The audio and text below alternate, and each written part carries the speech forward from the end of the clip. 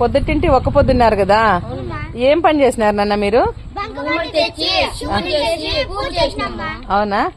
బాగా శివుని అయితే బాగా నీట్ గా రెడీ చేసినారా? ఒకసారి చూద్దామా? ఓకేపా. సుంకు, ఎందుకు ఇంటి ముందర పెట్టినారు శివుని తెచ్చి?